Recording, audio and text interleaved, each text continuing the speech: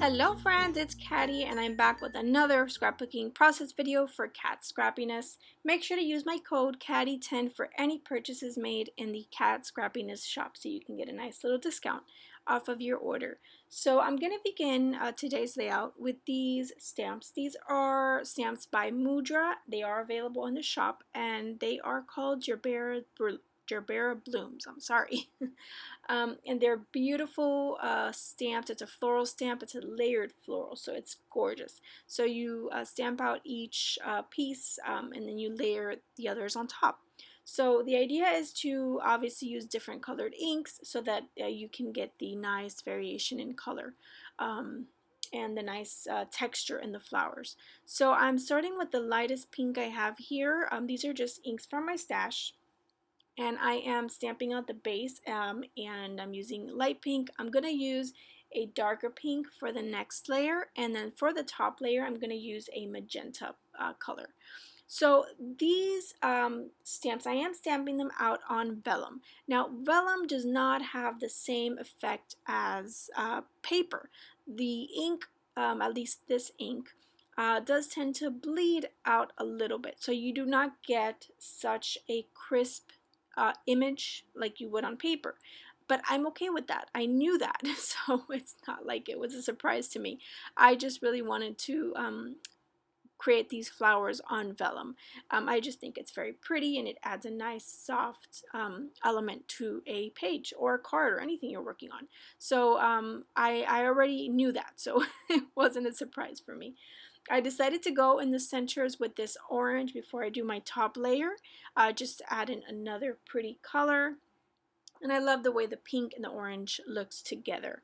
And then here I go with my top layer, and you're going to see that it is going to show up there pretty similar to the middle color. So it's not a huge difference, but you can see it up close.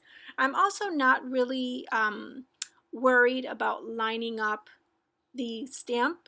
You can kind of line it up perfectly to layer it. I'm not too concerned about that. I am just trying to get the image down, get some texture by adding the different colors, and I'm going to cut them out. So that's kind of what I went with there. I wasn't really concerned about getting everything straight. So here are the leaves, and I'm going to use a gray color as the base, and then I'm going to use two different greens for the leaves. And I'm going to do this one on camera. I think I do the rest off camera. If I'm not mistaken. Yes, I did the rest off camera. And the bottom ones there, the bigger ones, you can barely tell the difference in color. You can up close, but it's not as noticeable as maybe some of the other ones. So here I go. I am going to cut all of these flowers out just using my fussy cutting scissors. It does take a while, but I was watching something on my computer. I think I was watching Netflix or something, so it went by pretty fast. So how I've laid them out here is kind of how I want this to look. I've pulled out some papers from that paper pad that I showed you. That's just a paper pad from my stash. It's really thin and expensive paper. It's not like thick cardstock, but it's going to work for what I'm going to do here. So I went ahead and chose that green paper. I love the mix of that pretty light green with the pink. I think it looks so pretty together. So I'm going to use some of the Cat Scrappiness dies. These are the fancy scalloped stitched dies, and they're the squares, and they're so pretty. So I'm going to use a couple sizes here. I'm going to put that, run that through my Big Shot, and I am going to cut out some squares. Very simple, but I love the color of them, and I love what it's going to add to this layout. So there I go, just cutting the squares and running that through my Big Shot. And I'm kind of off camera there, but you guys know what I'm doing. Just running it through my die cutting machine. So there are the squares, as you can see them, and I'm going to place them, and I'm trying not to move things around too much, even though I'm going to have to eventually. My thought was to kind of try to leave things just like this because I really liked this, the way the flowers were sitting on the page. But, you got to move them because you got to stick the flowers down. you have to stick the squares down, or at least I have to stick the squares down behind them. So I grabbed this other piece of paper, and it's a pretty orange color from that same paper pad, and I thought about maybe adding some torn strips of paper to the edges of this layout. I don't end up doing that. I decided to just go with that vertical design in the center, and I didn't really want to add anything else to it. I thought the vertical design, the center design was pretty by itself, and I didn't really want to do too much more to it. So um, I sometimes less is more. I am a strong believer in that. Sometimes I add a lot of things. I mean, I'm guilty of that too, because there's so many pretty things and you just want to add everything. But sometimes I like to keep it really simple, and just kind of let a specific product or a specific embellishment shine. So in this case, I want these flowers to really shine, because they took me a long time to make, or not a long time, but I took my time to make them and make them pretty. So I wanted to make sure that I did have that those flowers were standing out and were the main element of my layout, besides my photo, of course. My photo is of my cat. She's just laying on the deck in our yard and looking all cute, and she's just the sweetest cat, and she's just she's just sweet. She's just loves to cuddle with us, and she's just adorable. So it was just a cute picture that I snapped one day, and I just wanted to scrap it because she's adorable. So I'm adding foam behind some of the squares, just to kind of add a variation here in texture and height and all that good stuff. So I just went ahead and did that.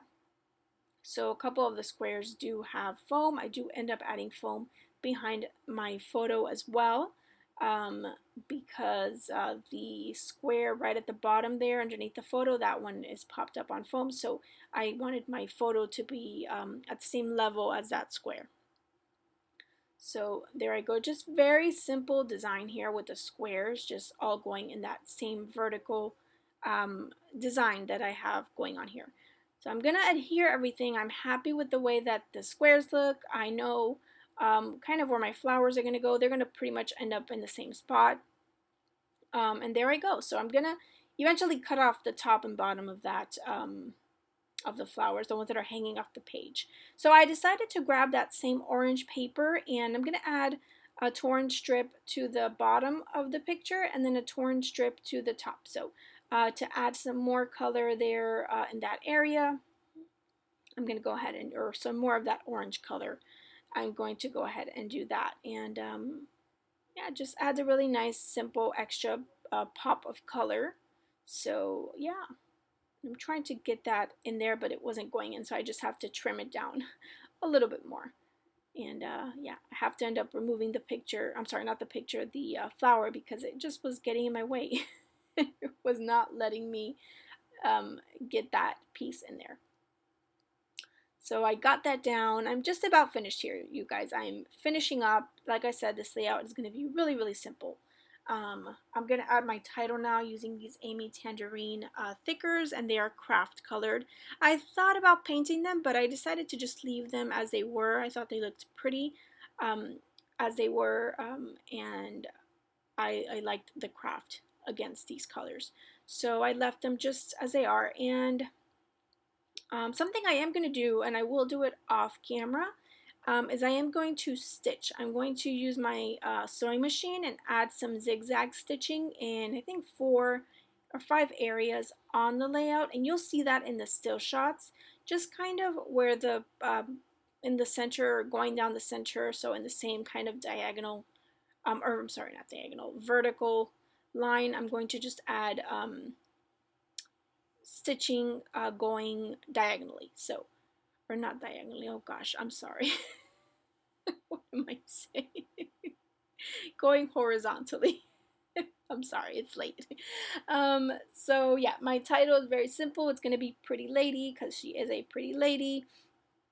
And I love how that looks. It's super simple. This sticker here was giving me a hard time, so I have to I lost one of the layers or the back layer with the glue, so I have to peel it off and re-glue it. So yeah. Problems. There we go. Problem fixed.